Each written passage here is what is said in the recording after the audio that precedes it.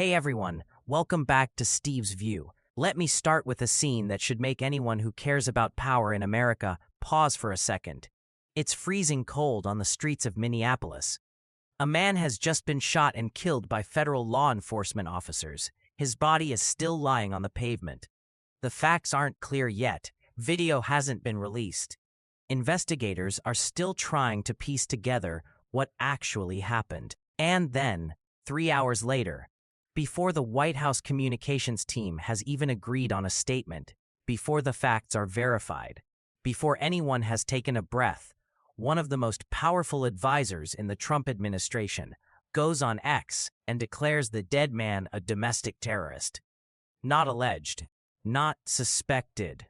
A terrorist. That moment right there is what this story is really about. Because this isn't just about one shooting in Minneapolis. It's not even really about immigration enforcement, or protests, or crime. This is about how power works in Donald Trump's second term, and how far it's being pushed by the people closest to him. The advisor I'm talking about is Stephen Miller. If you've followed American politics for the last decade, you already know the name. Miller has always been associated with hardline immigration policy. He's been aggressive, unapologetic, and ideologically consistent since 2016. None of that is new. What is new? What this moment exposes is how much authority he now wields, how little friction he faces, and how quickly policy, narrative, and force are being fused into a single motion. In Trump's first term, Stephen Miller was powerful. But he wasn't alone. There were institutional guardrails, cabinet secretaries who pushed back, lawyers who slowed things down, courts that intervened early and often. Internal resistance mattered. In the second term, that resistance is thinner. Sometimes it's gone. And Miller knows it. According to multiple officials familiar with internal deliberations, the language he used to describe the Minneapolis shooting wasn't cleared with anyone. It wasn't vetted. It wasn't reviewed. It was based on early partial information, photos of a handgun found on the deceased, interpretations passed along in private messages, assumptions made before evidence was public. President Trump later amplified that framing himself, reposting images of the weapon, and asking rhetorically what it really meant. But then the video came out, and the video contradicted the story. That's when something rare happened. Stephen Miller didn't just face public criticism. He faced internal blowback, quietly, carefully, but unmistakably. Because for once, the strategy failed, and that failure exposed something deeper. Over the past year, nearly every policy that critics describe as crossing a line seems to trace back to the same source. Large-scale immigration sweeps in American cities. Aggressive maritime interdictions in the Caribbean with deadly consequences. Talk of invoking the Insurrection Act to deploy troops domestically. The use of wartime statutes to deport migrants to foreign prisons. Stephen Miller's fingerprints are everywhere. Supporters will say that's exactly the point. He's the executor, the enforcer, the man who takes President Trump's instincts and turns them into action. Steve Bannon once put it bluntly, Miller doesn't persuade with charm, he persuades with movement. He takes a feeling and converts it into a mechanism. That's not a criticism. It's a description. The problem is what happens when that mechanism starts running faster than facts, faster than law, and faster than public consent. Let's be clear about something, because nuance matters here. Immigration enforcement is a legitimate function of government. Voters did not elect Donald Trump twice by accident. A large portion of the American public wants stricter border control and tougher enforcement. That reality doesn't disappear just because critics are uncomfortable with it. The issue is not whether enforcement happens. The issue is how it happens, and who decides when restraint no longer applies. After protests broke out in Minneapolis, Miller reportedly floated the idea of invoking the Insurrection Act, deploying troops, escalating force. President Trump later publicly acknowledged that option showed up on the table. Earlier this year, after a separate enforcement action resulted in the death of another individual, senior officials discussed whether operations in Minneapolis should be paused. According to people familiar with the discussions, Miller argued the opposite. Don't pause surge, more agents, more raids, more visibility. He also reminded the president that the original focus of the operation involved suspected welfare fraud tied to Somali immigrant networks, a point that, while relevant, also functioned as justification for continuing aggressive action despite rising public tension. This is a recurring pattern. In Trump's second term, Miller has reportedly touched nearly every executive order before it reaches the president's desk. He has helped design drug interdiction strategies.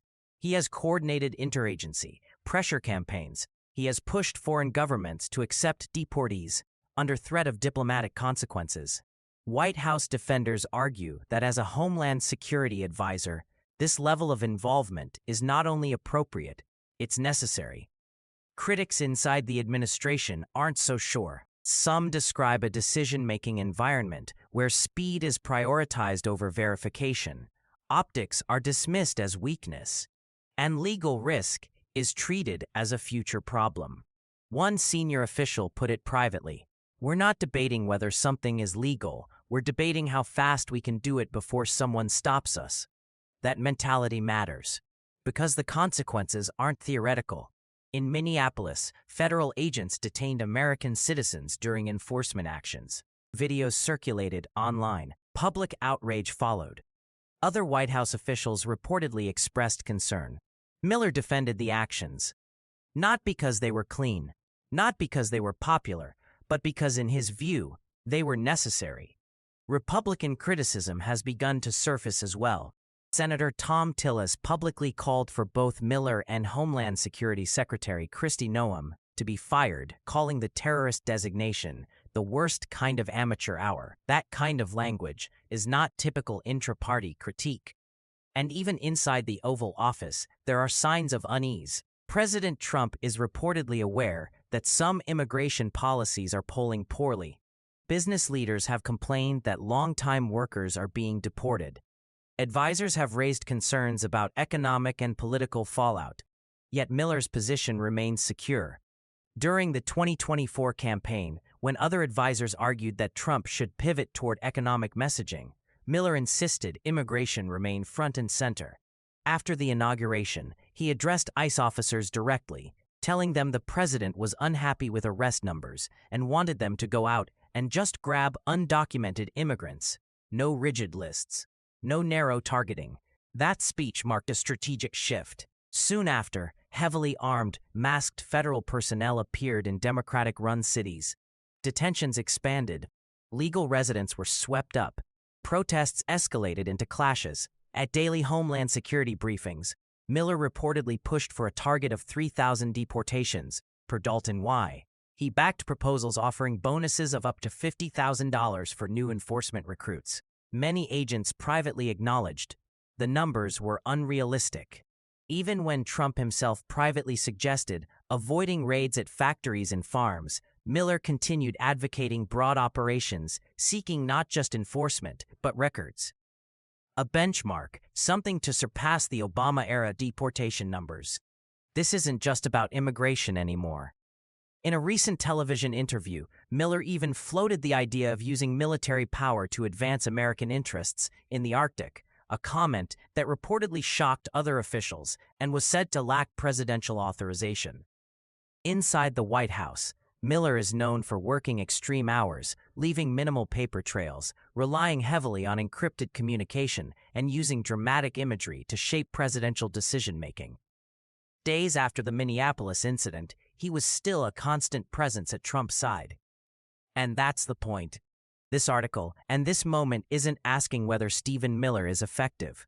By most measures, he is. It's asking whether effectiveness without restraint becomes something else entirely. What we're watching isn't the rise of a rogue actor.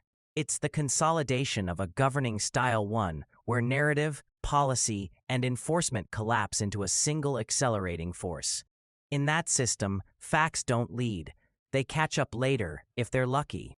Supporters will argue that this is exactly what voters demanded, that hesitation is weakness. That process is a luxury America can no longer afford. Critics will argue that this is how institutions erode not with coups, but with confidence. The uncomfortable truth is that both sides are touching part of the reality. Stephen Miller didn't invent Trumpism. He didn't seize power on his own. He operates with presidential trust, political backing, and public support. But the Minneapolis shooting revealed something fragile beneath the surface.